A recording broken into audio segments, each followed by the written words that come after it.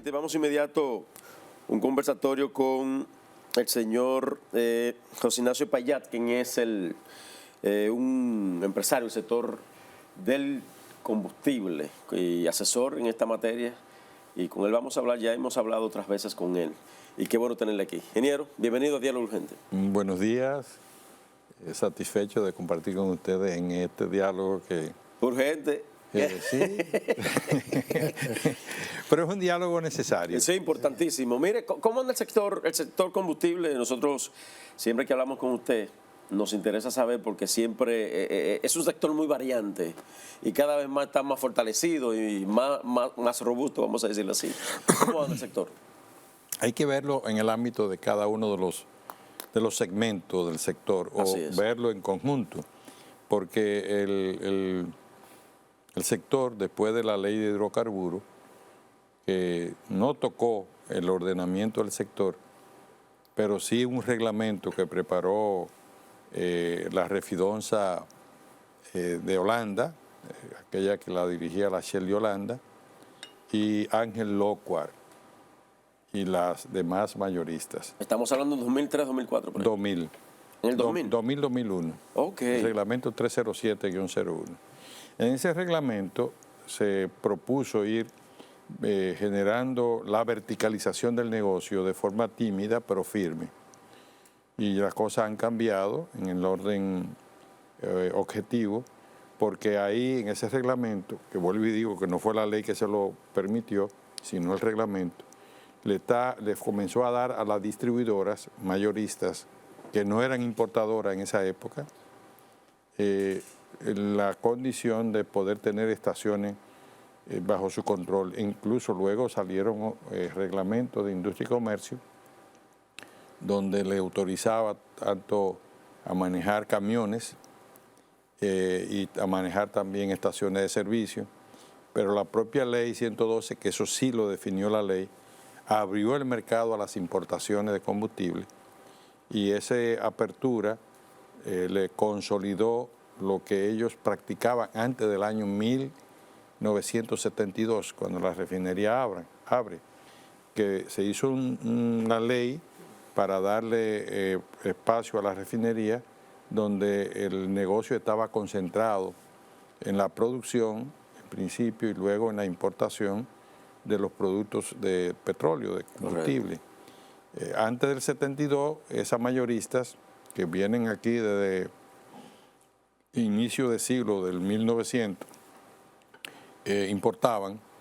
Luego de esa decisión del presidente Balaguer, en su ley del 72, ya no podían importar, ya tenían que ceñirse, solo importaban aquellos productos que no eran producidos o suplidos por Refidonza. Véase la gasolina de aviación, la 100 octanos, en principio también la variante... ¿Es el Astur? No, estoy hablando de gasolina para motores de aviación, de avionetas, es gasolina 100 octanos. Correcto. Que se usa para vuelos aéreos de poca utilidad de transporte de pasajeros, más bien se usan para prácticas de aviación, que sigue vigente, avionetas privadas, y algo también de comercialización de transporte. Ingeniero, ¿debería estar el combustible más barato de lo que está ahora mismo? Sí, el combustible debería estar bastante más barato en este momento, todos. ¿Pero por qué? ¿Cuál es la intención del gobierno? Estoy hablando en el día de hoy. Sí, claro. Pero ¿por qué la intención del gobierno de seguirlo frizando, pero allá arriba? Entonces, el petróleo va bajando. Me refiero en específico a la gasolina, sobre todo. El petróleo va bajando, pero se mantiene frizado, pero allá arriba. Entonces, hay quienes dicen, ¿qué es lo que está pasando con el gobierno que no baja de ahí? Bueno, el gobierno congeló los precios. Sí. Acuérdese, por una disposición del presidente, que fue una especie de decreto. Si me permite, por eso me estaba buscando aquí en mi teléfono. Adelante. El reporte del día de ayer. La gasolina premium debiera bajar alrededor de 9 pesos. La gasolina regular debe de bajar 2 pesos. El gasoil regular debe bajar 11 pesos. El gasoil óptimo debe de bajar 12 pesos. El querosén debe de bajar 139 pesos. Uepa. El gas propano, que usted vio que le bajaron 3 pesos. Sí. No, debe de bajar 23 pesos. Más debe de bajar. Y el fuel oil, que la gente no le pone atención, pero los industriales sí le ponen atención. Claro que sí, claro. Y presiona la producción, los costos de producción, hay que bajarle 51 pesos. Todos los productos tienen que bajar. ¿Pero está resistiéndose el gobierno a eso? ¿Por qué? No sé, hay que preguntarle al gobierno. La justificación en principio era que ellos tuvieron que subsidiar mucho y que tenía que compensar. Sí, pero ya hace mucho tiempo que los precios bajaron ya. Bueno, si usted subsidia... Ya hace tiempo que compensaron. Si usted como Estado subsidia, que no subsidió, lo que hizo fue que dejó de recibir impuestos. Sí. ¿Verdad? Creo que 3 o 4 semanas hubo un verdadero inversión de otro sector para poder sostener los precios. Hubo como 4 semanas, pero después todo fue que se dejó de recibir. Si usted recibía 87 pesos o 92 pesos en la gasolina premium de impuestos, dejó de recibirlo, nada más recibió 91 o nada más recibió 5 pesos, dependiendo de la escala. Sí, pero si ya usted subsidió y lo metió en el presupuesto, ¿qué es lo que usted viene a compensar ahora? Porque eso es lo que crea una deformación en el mercado y crea también una condición de discrecionalidad. En un gobierno en el cual se procure la mayor transparencia, la discrecionalidad no debe existir. ¿Por qué? Porque ahora resulta que un importador compra barato internacional. Acuérdese que Refinería es parte de una empresa privada y ya no ocupa el mercado que ocupaba antes, sino que hay actores que participan de esas empresas que nacieron con la ley 112, que aplicaron y utilizaron el reglamento 307 para verticalizarse, que ahora son detallistas, son transportistas terrestres, sí, son mayoristas, son importadores y son dueños de barcos. Y tienen algunos pozos petroleros. Tienen pozos petroleros. Básicamente una empresa canadiense que fue comprada con el nombre de eso y que ahora pertenece a los dueños de la marca Shell, que son los mismos dueños de la isla. Fíjese cómo voy haciendo una cadena. Y también tienen pozos petroleros. Esta empresa de origen, donde empresarios dominicanos tienen fuertes inversiones internacionales, son dueños de pozos petroleros y de refinerías. ¿Y haitianos también? Sí. Ahí tal vez los pozos petroleros no existen. Pero están ligadas esas inversiones, porque el de la Texaco también es un turpén haitiano. Es un actor del mercado, no le llamemos que tiene el impacto como los otros dos grupos. No, claro. Es un actor del mercado que tiene una terminal de combustible en Haití, ¿verdad? Sí. Y que participa en el mercado haitiano de manera principal en el negocio de los combustibles y en el dominicano, aunque vendió a Jamaica y vendió a San Martín, pero participa en el mercado de forma eficiente. Pero en definitiva, lo que yo estoy colocando en el escenario es que esos empresarios que tienen esa condición de vertical compran barato ahora en el extranjero, lo venden caro y entonces se entiende de que el gobierno, ellos deben de devolverle al gobierno lo que se están ganando de más, porque el gobierno no es el que vende el producto al consumidor, sino son las estaciones de servicio, en el caso presente, de estaciones verticalizadas o estaciones que no son parte de su cadena. Correcto. Ahora, ¿con qué mecanismo usted se lo devuelve? Se lo devuelve a impuestos internos informados que le han devuelto ese dinero. Se lo devuelven a aduana ha informado que le han devuelto ese dinero. ¿A quién se lo devuelven? ¿Y a Industria y Comercio? Es que Industria y Comercio no es recolector de fondos de dinero. ¿Usted ha oído Industria y Comercio que ha reportado la recolección de dinero? Todo. A Industria y Comercio hay que darle dinero al presupuesto.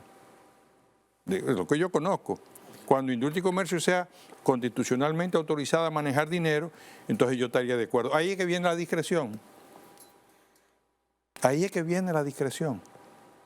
Podrá decirme, no, yo calculo los precios y entonces cuando los precios estaban más caros, yo no lo compensé. Y ahora, como los precios están más baratos, yo estoy dejando lo que ellos cojan ese dinerito para que compensen. Pero eso no es discreción. Ingeniero, en todo esto, Entonces, ¿qué papel juega Anadegas? Usted que fue presidente de esa institución. Eso hay que preguntar sobre el presidente de Anadegas. No, pero usted que la conoce, ¿qué papel juega con los gobiernos? No en este nada más, sino con los gobiernos. ¿Cuál es el papel de Anadegas? Cuando se constituyó Anadega en el año 1959, se le consideró como asesor del Estado en asuntos de combustible. Ok. Habría que ver hasta dónde los gobiernos se han dejado asesorar, porque hemos estado siempre con la pata para arriba. ¿Se ve? Yo recuerdo que en el año 2011, el Ministerio de Industria y Comercio llegó a un acuerdo con Anadega donde iba a incluir una comisión de técnicos de Anadega para que los cálculos semanales de los precios, Anadega pues tuviera ahí no solamente la presencia, sino aportar lo poco o lo mucho que podía saber del mercado. Correcto. Y eso nunca se puso en vigencia. Ingeniero, una pregunta. Eso nunca se puso en vigencia. ¿A qué usted atribuye que el gobierno, a pesar del malestar que ha estado creando esta situación de no disminuir los precios, mantenga unos precios tan elevados? Y más usted me dice que lo que se están ganando unos dineros extraordinarios son el sector privado, más que otra cosa. Esos inversionistas. Los importadores. Los importadores. Sí. Hay que preguntárselo al gobierno porque la motivación que tiene para hacer eso.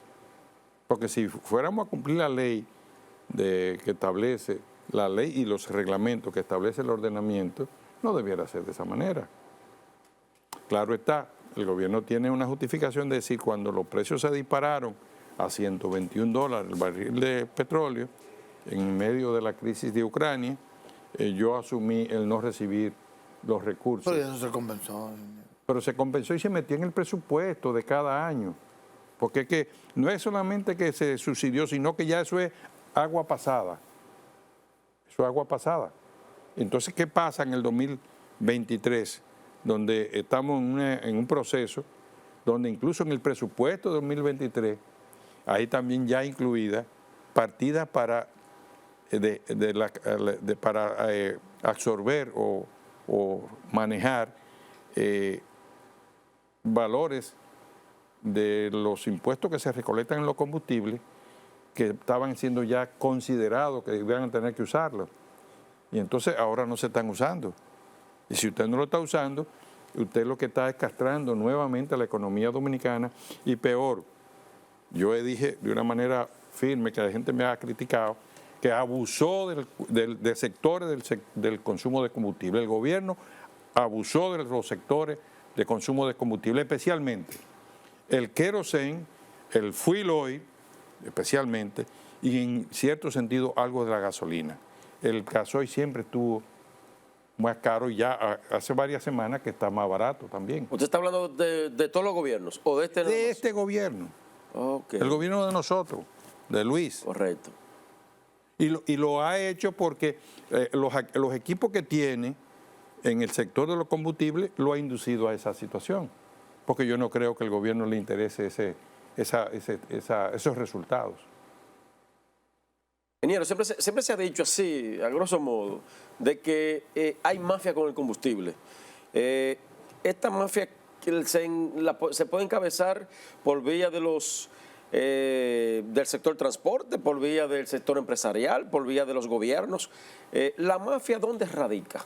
Bueno, la mafia radica en que tú tienes unos impuestos que tú puedes a discreción, ilegalmente, manejarlo, y en esa discreción tú diriges a quien tú quieras darle combustible, y hay otros que tienen la potestad o tienen el poderío, no la potestad, el poderío, sí, para tomar acciones y con muchísimas facetas, porque hay demasiado dinero en el medio.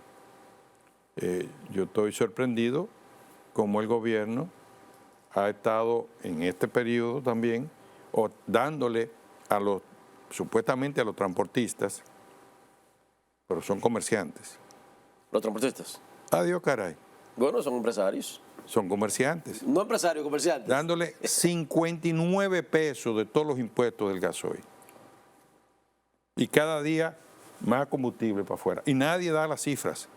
Yo no he oído todavía a ninguna autoridad decir el subsidio a los transportistas, yo quito la palabra transportista, a los comerciantes ilegales de combustible, supuestamente combustible libre de impuestos. ¿Cuántos galones le están entregando? ¿Cuántos millones? Porque antes era 3,5 millones, pero ahora están hablando casi de 5 millones de galones que están entregando, 4 puntos, qué sé yo cuánto. Al sector transporte. A los comerciantes que participan en el transporte. Anda pa'l caramba, ¿y a dónde vamos a llegar? Entonces, eso no es transparente. Vuelvo a hablar de la transparencia. Lo correcto fuera... ¿Usted no está conforme con el gobierno? No, espérate, ahí no. Luis Abinader ha satisfecho mis expectativas para fortalecer la democracia en República Dominicana. Luis ha sido el único que le ha dado paso a un proceso donde se erradique el manejo del uso de los fondos públicos para perpetuarse en los gobiernos. Recuérdese que tuvimos 22 años de Balaguer. Sí, pero lo que usted está explicando es tuvimos 22 años de Balaguer que él, usando los fondos públicos, se quedaba en el gobierno. Vimos 20 años del PLD que usando los fondos públicos se quedaban en el gobierno. Entonces así no puede seguir siendo esta sociedad. Y Luis tiene la parte, diríamos... Bueno, hay que esperar que lleguen las elecciones porque no han llegado para que usted me hable de eso. Porque lo que yo he visto con lo que ha pasado con los alcaldes, eso no es transparencia. Y lo que usted me está hablando del transporte, eso tampoco es transparencia. Déjeme comentarle y responderle que lo que se ha hecho con los alcaldes sí es transparente. Porque ellos han publicado cada evento que hacen. Cuando dice, al ayuntamiento tal que tiene tal necesidad, yo le estoy dando 20, 30, 40 millones de pesos a través de los organismos correspondientes. Eso es transparente. Eso no es oculto ni por atrás. Ahora, si el alcalde le dan 20 millones por abajo de la mesa, no al ayuntamiento, entonces están comprando al alcalde. Anda. Pero cumplir como Estado en un sistema donde la presidencia, o sea, el Ejecutivo, se queda con los recursos y no cumple con la ley de la municipalidad del 10%, y lo que hace es administrarlo de forma discrecional en el aspecto de cómo lo distribuye, pero sí público. Pero a mí lo que bueno, el tiempo se acabó, pero interesante el tema. Sí. Se puso muy interesante, lamentablemente. Pero vamos a debatir ese tema. No, sería bueno invitarle otra vez, porque aquí hay muchas cosas que hablar del sector transporte y usted a última hora ahí se tapó con una parte política que no hubiese gustado tener una hora más con usted. No media, no, ni 20 minutos, una hora más. Sí, porque usted dijo algo ahí que yo desconocía. Usted dijo ahorita, mi presidente, yo le iba a preguntar, pero ya con eso último que usted dijo, pero el hombre está con el hombre. No, pero el hombre está relacionado. No, yo estoy con las acciones de él. Yo estoy satisfecho con lo que está haciendo. O sea, no ha habido un presidente que haya tenido una actitud. Aquí nadie, el que robaba aquí en el gobierno, lo tapaba el mismo gobierno. Luis lo que hace es que lo suspende y si tiene las condiciones lo cancela para que la justicia, porque la justicia es la que decide los procesos, haga su acción. Y entonces dicen que no, que que hay tanto corrupto, porque ya van 32 que él ha cancelado. Pero, óigame, es un logro. Ingeniero, muchísimas gracias. Eso no lo logramos de ningún otro gobierno. Aquí lo que lo hacían que lo tapaban. Muchísimas gracias, ingeniero. Ingeniero Juan Ignacio Espaillat estuvo con nosotros, quien fue presidente de Anadegas y es un experto en el ámbito del sector combustible. Como le estuvimos hablando la mañana de hoy. Muchas gracias, ingeniero. Gracias.